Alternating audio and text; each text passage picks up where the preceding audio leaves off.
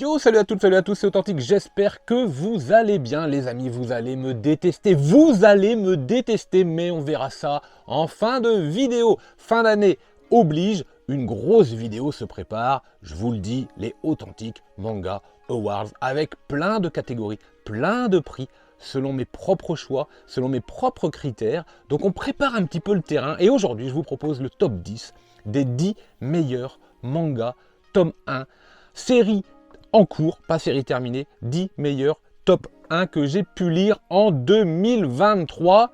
Bah générique.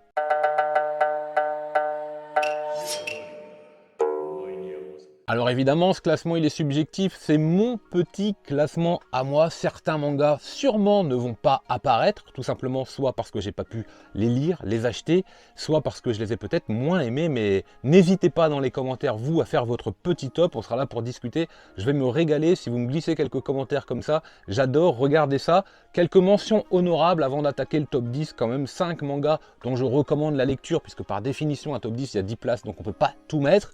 Néanmoins, Blue Box, Akane Banashi, Holy Land, Partner 2.0 et Du Mouvement de la Terre, des mangas dont on a parlé sur la chaîne, je ne vous les représente pas dans leur contenu, mais ce sont des titres que je vous recommande aisément à la découverte, à la lecture, si vous aimez le shonen, romance, comédie, sport, ou alors la découverte du rakugo, ou alors encore de la baston dans le milieu de la nuit et des yakuza, ou alors du sexe version 2.0, ou alors un manga historique assez étonnant, même s'il y a des choses à dire, à redire, surtout au niveau du dessin, du mouvement de la Terre, portant sur l'héliocentrisme, c'est absolument savoureux. Mais voilà, mention honorable pour ces 5 titres. Alors j'en profite avant d'attaquer le top, c'est le moment où vous pouvez glisser le petit pouce, le petit partage, l'abonnement, faites tout péter. Et alors surveillez bien la chaîne Donviewer parce que quelque chose me dit que vous allez entendre parler de moi.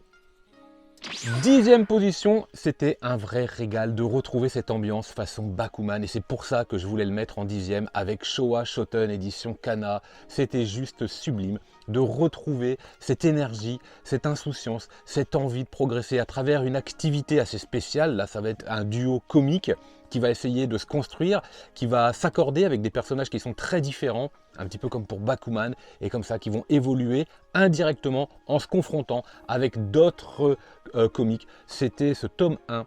Ce tome 1, j'ai pas lu la suite parce que je l'ai mis de côté pour pouvoir enchaîner plusieurs tomes. J'ai senti que j'allais me régaler et je vous le conseille. Il est à la 10e place pour les meilleurs tomes 1 de 2023. 9e position, on enchaîne avec du sport, de l'incroyable sport, du sport automobile. J'aime même pas ça, moi. Ma voiture, c'est une petite voiture qui consomme pas beaucoup et tant qu'il roule, tout va bien. Donc pour vous dire à quel point ça m'intéresse pas spécialement et pourtant Capeta, tous les ingrédients y sont pour passer un super moment de lecture. Un jeune héros qui va progresser, qui a du talent, qui a même du génie dans les mains et dans les pieds, dans la mécanique, du kart, du rythme, de la transpiration, tous les ingrédients du shonen de sport. Bref, on se régale, c'est vraiment top. On croise les doigts pour avoir la fin de la série, son intégralité, tout ça, vous m'avez compris. 8e place pour un thriller, je m'y attendais pas, je l'avais coché pas mal de temps, je crois qu'il est sorti juin, début juillet peut-être, un tout petit peu avant la Japan il me semble, voire ou un petit peu après, je sais plus trop, enfin en tout cas, chasse aux cadavres, avec cette ambiance un peu Goonies au départ, un peu détective Conan, vous savez ce petit groupe d'enfants qui mènent des enquêtes, mais pour une enquête qui est beaucoup plus glauque que ça, le côté humain est beaucoup plus sombre, beaucoup plus oppressant, beaucoup plus macabre, et ne vous laissez pas prendre au piège, ce n'est pas un manga enfantin, loin de là, avec une enquête qui semble bien construite, le tome 1 était vraiment cool, le tome 2 est la confirmation, et bah vivement la suite. 7e place pour un bonbon, un vrai bonbon, une vraie surprise, je ne m'y attendais pas, il mérite amplement sa place parce que ce tome 1 m'a fait rire, mais vraiment, je n'y crois pas, un slice of life dans une salle de classe, dans une classe de lycéennes, de filles, avec un prof qui a l'air complètement niais, mais pas tant que ça finalement, et qui découvre un peu les choses avec étonnement, et surtout avec simplicité et honnêteté, presque avec candeur, Oshi dans le jardin des filles. Oh, le tome 1 est un vrai régal. Merci le Lézard Noir pour cette petite pépite, cette vraie gourmandise là encore. C'était vraiment cool. 2 salles, 2 ambiances. Maintenant, on va passer dans un milieu beaucoup plus noir, beaucoup plus véreux, beaucoup plus de la nuit, là où il y a du crime, là où le vice prédomine, avec en plus du vice chez notre ami héros avocat qui semble doué pour contourner toutes les lois en vérité, Cujo l'implacable. Ouh, ça c'était bon ça. Ça c'était bon et franchement c'est un très bon manga avec des covers qui ne rendent pas service au titre. Je coince, j'aime pas trop, parce qu'à l'intérieur, franchement, au niveau dessin et scénario, wow, maîtrisé, génial à lire, il est classé, je crois, 6e de mes tomes 1 découverts en 2023. Alors j'avais adoré I Am a Hero, j'avais adoré et j'étais très curieux, impatient et j'avais presque un petit peu peur d'être déçu, mais je l'ai pas été, pas du tout en 5e place. Bien sûr que je vous mets Under Ninja, j'ai adoré ce tome 1, j'ai trouvé ça excellent d'idées, j'ai trouvé ça cool, j'ai l'impression que c'est des ninjas modernes comme ils pourraient exister en fait.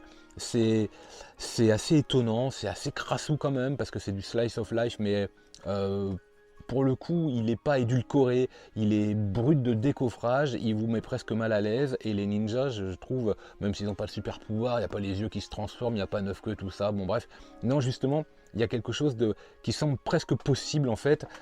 J'ai adoré, moi j'ai adoré et je sens que ce manga va monter crescendo, je croise les doigts, j'espère. 4e pour un vrai hommage à une série télé, Breaking Bad, bah faut le dire, et puis un top sans Tsutomu Takahashi ne serait pas un top. J'ai adoré lire également Jumbo Max, ce tome 4 là, il m'a embarqué tout de suite dans l'univers et j'ai été très surpris de voir à quel point cet auteur est capable de maîtriser un scénario dans encore un autre registre. Et même si le tome 2, attention, hein, on parle que des tomes 1, le tome 2 était beaucoup plus poussif et que le tome 3 rattrape bien le coup, celui-ci était très bon.